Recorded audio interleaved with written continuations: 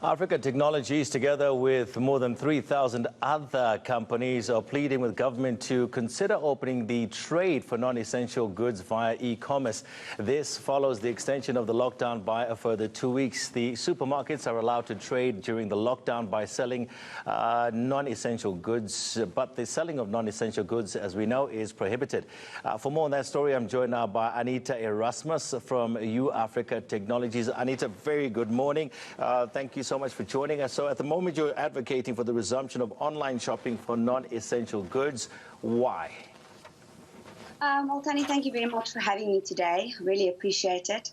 I really do think that the main aim of the letter is to communicate to the government that the e-commerce and logistic industry believe that we can play a vital role in promoting economic activity, with, in a sense, also limiting social interaction.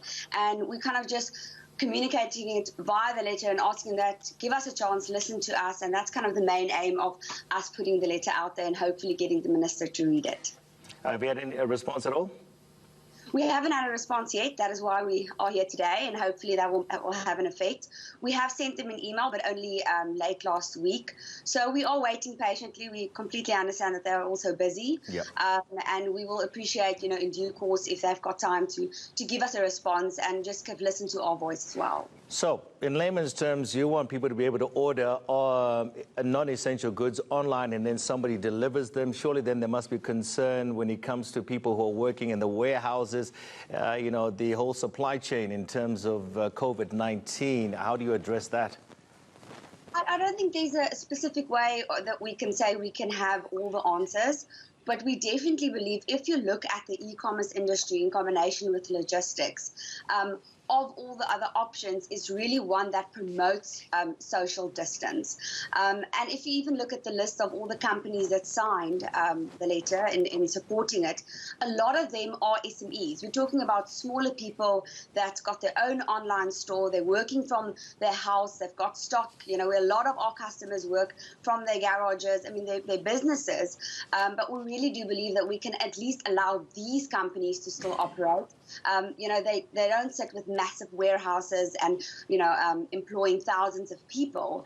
But this is really allowing those kind of people to at least start taking part in economic activity.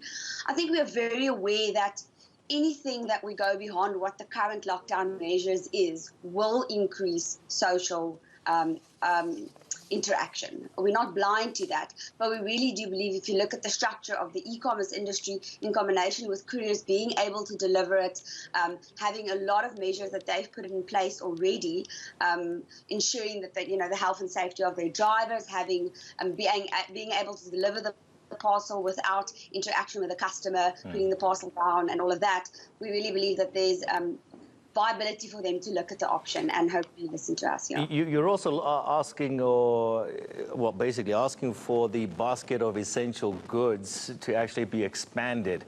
I've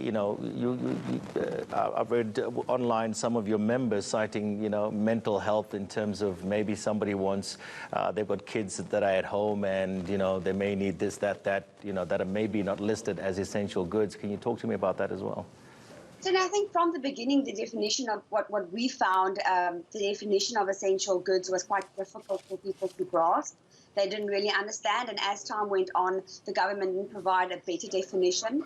But as the lockdown gets extended, one can say that the definition of what essential goods will change a little bit. The longer that people are staying at home, they're going to require certain things that might not have been essential 2 weeks ago, but now it's being extended with another 3 weeks. It will be. For example, I can't work without my laptop. If my laptop breaks for some reason, I can work from home, then I'm not able to proceed working. So there's really looking at maybe what we're saying, if it's not all goods, maybe looking at expanding what the definition is of essential goods, and then at least allowing some merchants being able to sell the stock that they've got.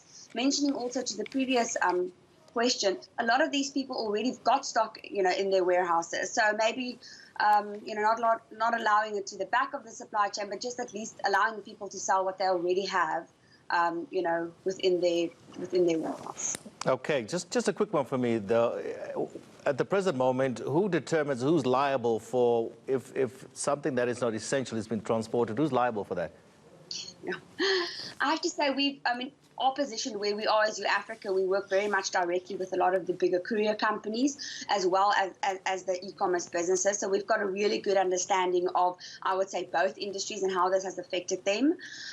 From the courier side, we've seen, especially we work with companies like the Courier Guy, they've spent thousands of rands implementing things and buying gear and all of that to their drivers, obviously keeping their people, protecting them as well, which is very important.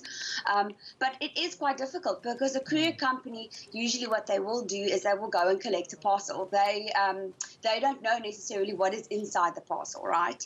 And this with only being allowed to collect essential goods, and we've really seen the courier companies come to the party in that sense, saying, listen, we will only collect essential goods. So at the moment they require customers to put on an invoice on the parcel stating what is inside the parcels.